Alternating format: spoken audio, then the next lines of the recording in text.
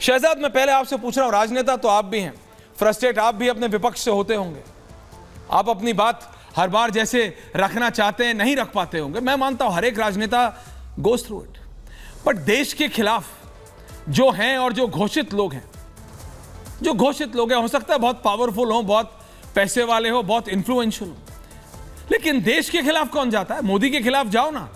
अगर राहुल को जाना है तो कांग्रेस को जाना है, वो तो है ही, उसमें क्या डाउट है। और जब विदेशी ही, गोरे ही इनको समझा देते हैं कि इंडिया नहीं, इंडिया अलायंस है राहुल देव जी, तो राहुल गांधी जी हंसते हुए मान भी लेते हैं यार, ए स्टैंड्स फॉर अलायंस। हम कहते हैं तो आप हमें डांट देते हैं सर। बात यही है, गोरा समझाए तो सब सही, आज भी वही है।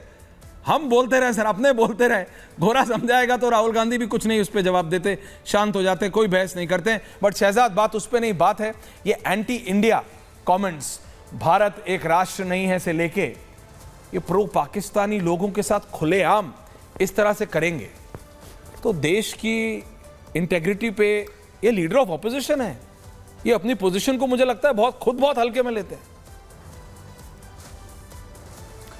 देखिए ऐश्वर्या जी, इस देश ने लीडर ऑफ ऑपोजिशन के रूप में ऐसे नेता भी देखे जैसे वाजपेयी जी।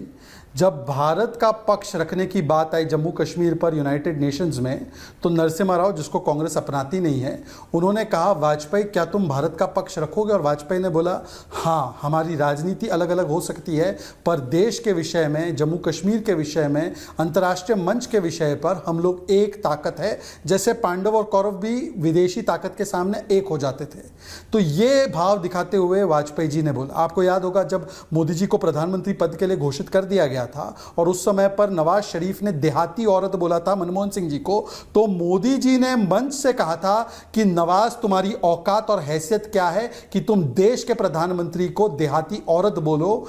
चाहे वो प्रधानमंत्री कांग्रेस पार्टी का हो या किसी भी पार्टी का हो, मनमोहन सिंह हो। मनमोहन सिंह के ऑर्डिनेंस राहुल गांधी फाड़ते थे, उनको अपमानित करते थे, पर हमने कहा नहीं, वो देश के प्रधानमंत्री है, आप नहीं कह सकते। और आज लीडर ऑफ ऑपोजिशन की भूमिका देखिए कि वो पहली बार, मुझे नहीं लगता, देखिए हमारे साथ राहुल जी जैसे वरिष्ठ पत्रकार है, वो थोड़ा सोच समझ के पुराने इतिहास को कंगाल के देखेंगे कि कभी भी घोषित एंटी इंडिया एलिमेंट के साथ कोई भी लीडर ऑफ ऑपोजिशन नजर आया हो। और घोषित एंटी इंडिया एलिमेंट कैसा? इल्हान उमर ने आजाद जम्मू कश्मीर की वकालत, पाकिस्तान का स्टैंड जो जम्मू कश्मीर है उसकी वकालत, पाकिस्तान के एक्सपेंस पर पीओके जाकर भारत के सॉवरेनिटी को वायलेट करने की वकालत, भारत के खिलाफ एंटी इंडिया रेजोल्यूशन कांग्रेस में लाने की वकालत और हिंदुओं के खिलाफ मिस इन्फॉर्मेशन स्प्रेड करना।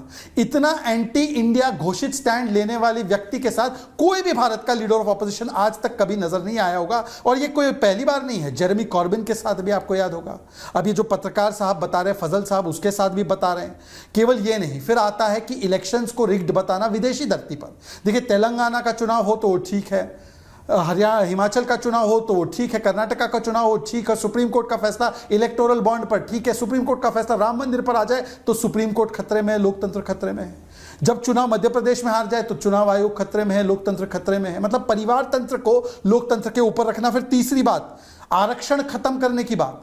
लीडर ऑफ ऑपोजिशन संवैधानिक पद पर पहली बार बैठने के बाद जो पहला अंतरराष्ट्रीय स्टेटमेंट राहुल गांधी का आता है वो ये है कि हम आरक्षण खत्म करना चाहते हैं, और किया भी है। जामिया एएमयू में किया है। ओबीसी आरक्षण को छीनकर मुसलमानों को कर्नाटका, बंगाल में दिया है। रंगनाथ मिश्रा में एससी एसटी ओबीसी आरक्षण मुसलमानों को दे दिया जाए, यह वकालत की है। और एनसी, उनके दोस्त मित्र कहते 370 हटाकर वाल्मीकि का आरक्षण खत्म करेंगे, यह बोला है। और उसी समय पर एलओपी के रूप में विदेशी धरती पर जाकर कहना कि अंबेडकर जी के आरक्षण को मैं खत्म कर दूंगा, सही समय आने दीजिए, तो यह बड़ा स्टेटमेंट देना। यह तीसरी बात। चौथी बात जो उन्होंने कही है महिलाओं के विषय में, उन्होंने कहा भारत के मर्दों का एटीट्यूड गलत है। आज की खबर बता रहा हूं ऐश्वर्या जी, ब्रेकिंग, लाल सिंह को टिकट मिला है। कौन है यह लाल सिंह? लाल सिंह कठुआ के बलात्कारियों के पक्ष में खड़े होने वाला व्यक्ति, जिसका इस्तीफा 2018 में मांगा, हमने दिया, हमने निकाला, पार्टी से, हमने मंत्रालय से निकाला उसको। ना केवल उन्होंने 2024 के चुनाव का टिकट दिया, ना केवल उनको स्टार प्रचारक बनाया, आज जम्मू कश्मीर की लिस्ट में उस लाल सिंह का नाम है। तो मैं पूछता हूं कि कैसे कठुआ पर कैसे खामोश क्यों? कोलकाता पर खामोश, केरल पर खामोश, कन्नौज पर खामोश, और फिर बोलेंगे हम महिलाओं के लिए बोलते हैं, और विदेश में जाकर भारत के मर्दों को, भारत की संस्कृति को कटघरे में खड़ा करते हैं। इसका मतलब साफ है कि यह है पप्पू। अब पप्पू सुनकर बौखलाइए मत, पप्पू का मतलब है purveyor and propagator of propaganda unlimited. Pappu करते रहिए अंडरस्टैंड अपना। Aishwarya ji what is Pappu? नहीं, ये परवेयर एंड प्रोपगेटर ये आप अपना एब्रिविएशंस आप निकालेंगे कुछ, वो वहां से कुछ, ये एब्रिविएशंस की जंग राहुल जी हंस नहीं, रहे हैं, आने ये दीजिए। एब्रिविएशंस की जंग में मैं नहीं पढ़ रहा आइए। हूं। लेकिन अजय वर्मा जी, Abbreviation- राहुल जी के पास में जाने से पहले मैं कांग्रेस आइए, नेता पर का भी अपने मैं देश का प्रतिक्रिया लेना चाह रहा हूं। दीपक रंजन जी आ रहा हूं, अजय वर्मा जी, राहुल जी आ रहा हूं। अजय जी क्यों आप बोलिए ना कि मोदी की पॉलिसीज कितनी खराब है, आप बोलिए ना कि बीजेपी क्या नहीं कर रही और कांग्रेस क्या करेगी, आप बोलिए ना जनता ने आपको 40 से दोबारा 99 सीट तक पहुंचाया। आप कहते हैं, मतलब आपके हिसाब से चलूं तो आप तो 999 तक पहुंचने का टारगेट रखे हुए। लेकिन मैं इतना कह रहा हूं, एंटी इंडिया स्टेटमेंट्स के साथ क्यों, देश विरोधी लोगों के साथ क्यों, देश के खिलाफ क्यों? देश के खिलाफ तो अजय जी आप भी नहीं है, मैं आपको जानता हूं, आप कांग्रेस पार्टी में, आपके साथ हम कितने साल से डिबेट कर रहे हैं, आप तो नहीं है देश विरोधी। फिर राहुल गांधी जी को कोई समझाता क्यों नहीं है कि देश विरोधी लोगों के साथ क्यों, जो पाकिस्तान के साथ खड़े हैं, जो चीन के साथ खड़े हैं, उनके साथ हमारे लीडर ऑफ ऑपोजिशन क्यों क्यों? राहुल जी। ऐश्वर्या जी, हाँ अजय जी, सॉरी। ऐश्वर्या जी, अब जो आईटी सेल अपना एजेंडा लिख के पायरेटेड सीडी बदल देता है, वो लिख के हमें देगा कि लीडर ऑफ ऑपोजिशन क्या बोले, अब उनके हिसाब से चलाएं हम देश। नहीं, मत चलाइए, मैं आपसे पूछ रहा हूं, अपनी पार्टी चलाएं। नहीं, मैं आपसे पूछ रहा हूं, शहजाद के हिसाब से नहीं, भारत की जनता के हिसाब से ओनली 3 पीपल की। मैं अजय जी आप ही से बोल रहा हूं, शहजाद के हिसाब से नहीं, भारत की जनता के हिसाब से, पाकिस्तान के हिसाब से तो नहीं बोलेगा ना भारत का लीडर ऑफ ऑपोजिशन। इतना लंबा पूछा जी, बोलिए। नहीं, अब ऐश्वर्या जी क्वेश्चन आपने इतना लंबा पूछा, बोलिए अजय जी, जवाब देते उतना ही फिर लंबा आप जवाब आगे। दीजिए आप। जब शहजाद बोल रहे थे तो जैसे जब शहजाद बोल रहे थे तो जैसे संत आसाराम बापू की कथा आप सुन रहे थे, और मैं बोल रहा हूं तो आप बार बार उछल कर ऐश्वर्या जी मुझे डिस्टर्ब कर रहे हैं। लोकतंत्र में मुझे तो सुनने दीजिए, जरा सा मुझे सुनने दीजिए, अगर आप चाहते हैं तो। नहीं, मैं सुनता ही रहूंगा फिर। देखिए, राहुल गांधी ने देश विरोधी कोई बयान नहीं दिया। देश विरोधी बयान देश के प्रधानमंत्री जी ने रशिया में जाके दिया था, उस पर आपने कुछ नहीं बोला। उन्होंने कहा था कि 2014 से पहले भारत हताशा और निराशा में, रूस में अभी पुतिन के यहाँ जाके नरेंद्र मोदी जी ने दिया कि पूरा भारत हताशा और निराशा में जी रहा था। अरे चलो, हम तो अपोजिशन के लोग हैं। अटल बिहारी वाजपेयी जी की माननीय की सरकार रही थी 99 से 2004 के बीच। अटल जी मेरे ख्वाब में आए, उन्होंने कहा ये घमंडी लोग मुझे भी बेइज्जत कर रहे हैं, 5 साल मुझे भी नहीं बख्शा। कितने बड़े घमंडी हैं, और घमंड तो ना दुर्योधन का रहा, ना कंस का रहा, ना रावण का रहा। सुन लीजिए, तो और तो आदमी के तो मैं शायद बायोलॉजिकल जो लोग हैं। अच्छा, अब अमेरिका पे सुन लीजिए, अगर आपको सांसद पे वो देश विरोधी लगता है और आपको लगता है कि वो खतरनाक है, तो अमेरिका को चिट्ठी लिख के अपना विरोध दर्ज कराइए। अरे मैं आपसे पूछ रहा हूं, आपको क्या लगता है ये बताओ। पता चल जाएगा अमेरिका से कि वो विदेश।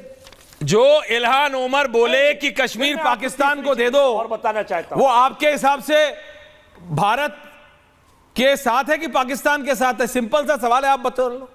इल्हान उमर है, वो महिला है, आप जो बोले कि जम्मू कश्मीर पाकिस्तान को दे दो, उसके साथ हमारे देश का लीडर ऑफ ऑपोजिशन खड़ा है। संवैधानिक पोजीशन है अजय वर्मा जी, कांग्रेस नेता नहीं, एलओपी राहुल गांधी खड़ा है। क्यों आप नहीं हाँ मैं बताना चाहता हूं, बताओ। सुन लीजिए ऐश्वर्या जी, ये प्रो पाकिस्तान कौन सी नहीं तो अमेरिका की बात पूछिए और राष्ट्रपति बाइडेन को चिट्ठी लिखिए कि ये देश विरोधी है, तो आपको पता चल जाएगा। बाइडेन को कमाला हैरिस तो लिख नहीं पा रही, मैं क्या लिखूंगा? झूठ बोलेंगे, आप भी गजब बात कर रहे हैं। हाँ, सीपीसी से इनका क्या समझौता था चाइना से, सीपीसी से अलायंस करके, सीपीसी से क्या इनका सिस्टम था। और सुन लीजिए, जयशंकर जी के बेटे के क्या रिलेशन है, अगर मैं आपको बार बार बताऊं चाइना पे, और कब्जा कर रखा है। लेकिन यह शहजाद एक झूठ की किताब लेकर चाइना पे कब्जा कर लिया आपने, ज्ञान बांटते हैं, और केवल अपोजिशन के नेताओं को, ये क्या बोल रहे हैं आप, मैं समझ नहीं पा रहा। केवल अपोजिशन के नेताओं को विरोध दर्ज कराते हैं, झूठ बोलते हैं। भाटिया जी, राहुल गांधी ने ऐसा बयान नहीं दिया। और सुन लीजिए, सिखों के ऊपर अगर आप बात करते हैं तो ऑपरेशन भिंडरवाला में प्रधानमंत्री देश की श्रीमती इंदिरा गांधी थी, वो प्रधानमंत्री थी, उस पर भी सुन लीजिए जरा सा। 84 से ज्यादा जवान मारे गए थे, 250 से जवान घायल हुए। वो जनरल भिंडरवाला एक आतंकवादी था, और ऑपरेशन ब्लू स्टार में जब उनको खत्म करा आतंकवादी, उसने आम आदमी भी मारे थे और पंजाब में अशांति फैला रखी थी। देश की प्रधानमंत्री की हत्या जब हिंदुस्तान के उन दो आतंकवादियों ने कर दी तो देश की जनता में गुस्सा था और उस गुस्से से इंदिरा जी का कोई रोल नहीं था। प्रधानमंत्री की हत्या हुई रोल थी पता है और किससे? प्रधानमंत्री देखिए की हत्या के अब ना आप 84 पे पूरा मूव हो जाएंगे, लेकिन एक बात बता दूं मैं आपको, जितना डिफेंड करना है कर लीजिए। डिफेंड करने के बजाय अगर बोले ना हाँ गलती हुई, जब बड़ा पेड़ है, देखिए हम तो थे नहीं तब, मैं तो नहीं था पर्सनल, हमने तो पढ़ा ही है। राहुल देव जी थे, भाटिया जी थे, वो बता देंगे। अजय जी आप भी थे, कौन सा पेड़ गिरता है तो धरती हिलती है, ये सब देखिए। डोंट गो, मैं फिर कह रहा हूं मरहम लगाने का काम करना चाहिए, जख्म को नासूर बनाने का नहीं। मैं ये कह रहा हूं, आप हो बीजेपी हो या कांग्रेस हो, समझिए मेरी, सुनिए मेरी बात, सुनिए मेरी बात, सुनिए मेरी बात अजय जी प्लीज। जख्म है, वो रियलिटी है। आप अगर आज कोई मुझे बोले कि हिंदू और मुसलमानों के बीच में भारत में कोई दिक्कत नहीं है, सब बहुत खुशहाल, देखिए ऐड नहीं है, एडवर्टाइजमेंट नहीं है। सिखों से अभी भाटिया जी किसी से पूछ लीजिए, रईस से रईस सिख से पूछ लीजिए, और गरीब से गरीब जो ठेला लगाता है या दुकान चलाता है, जो किसी से कोई 84 भूला नहीं है, चाहे वो उसमें भुगता हो या नहीं भुगता हो, कोई नहीं भूला। जख्म है, जख्म को नासूर बनाना है या उस पर मरहम लगा के ठीक करने की कोशिश करनी है, ये आप नेताओं का काम है। ये आप समझिए अजय वर्मा जी, नाउ बी क्वाइट प्लीज।